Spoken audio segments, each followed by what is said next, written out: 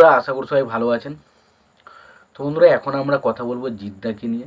তো জিদ্দার দুটো ছবির আপডেট দেবো। আজকে সকালে একটা ছবির জিদ্দার আপডেট দিয়েছিলাম।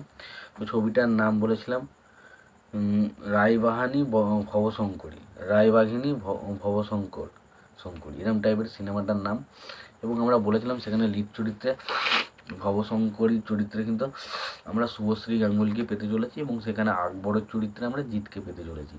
কিন্তু ফাইনালি এই ছবির পরিচালক শুভ্রজিৎ মুখার্জি তিনি কিন্তু একটা জায়গায় পোস্ট করেছেন এবং সেখানে তিনি পরিষ্কারভাবে জানিয়েছেন যে এই ছবিটা নিয়ে তার কিন্তু কোনো রকম কোনো আলোচনাই হয়নি, কোনো কিছুই হয়নি।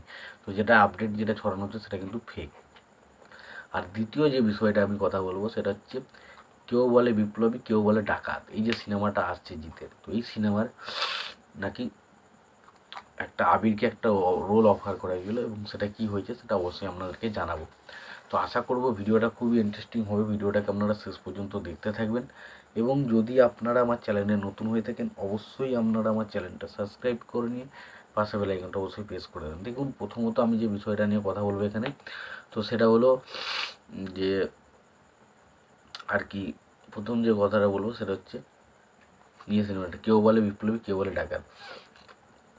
তো এই সিনেমায় জিৎ তো ছবিতে একজন বিপ্লবী চরিত্রে প্লে করছে আমরা জানি, এবং সেখানে একটা মানে পুলিশের ক্যারেক্টার কিন্তু প্রচণ্ড বেশি মজবুত হওয়া দরকার, কারণ পুলিশ এক সময় বিশাল শাসন চালাতো। ভারতের ব্রিটিশ পুলিশদের শাসন কিন্তু বিশাল ছিল।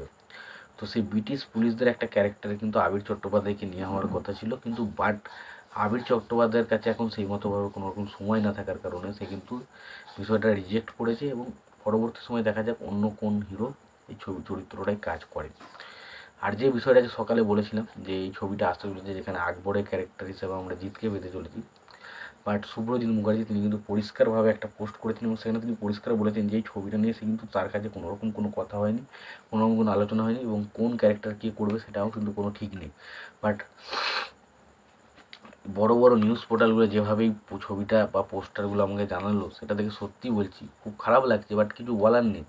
কারণ এই জিনিসগুলো এত বড় একটা ফেক নিউজ আমাদের সামনে ছড়িয়ে দিল এবং আমরা জানলাম, আমাদের মনে হলো না এই বিষয়টা নিয়ে কথা বলা দরকার আছে, বললাম। বাট এটা কিন্তু একটা পুরোপুরি ফেক আপডেট বেরিয়ে এলো। তো সত্যি কথা বলতে আমি বলছি না যে জিত করবে না, হয়তো করতেও পারে পরবর্তী সময়, কিন্তু বিষয়টা হচ্ছে এখনও পর্যন্ত কিন্তু কোনো রকম কোনো কিছু কথাবার্তাই হয়নি, কোনো কিছুই চলেনি। তারপরেও কীভাবে একটা কোনো পত্রিকা এই সমস্ত বিষয়গুলো লেখে সেটাই হচ্ছে মতামত, সেটাই বলার ছিল। কি বলবো তোমাদের এই বিষয়টা নিয়ে অবশ্যই জানিও। ভিডিওটি যদি তোমাদের ভালো লেগে থাকে অবশ্যই তোমরা লাইক কমেন্ট শেয়ার করে দিও। চ্যানেলটা নতুন হয়ে থাকলে অবশ্যই তোমরা চ্যানেলটা সাবস্ক্রাইব করে নিয়ে পাশে বেল আইকনটা অবশ্যই প্রেস করে দিও। ততক্ষণের জন্য ভালো থেকো, সুস্থ থেকো, দেখা হচ্ছে পরবর্তীতে।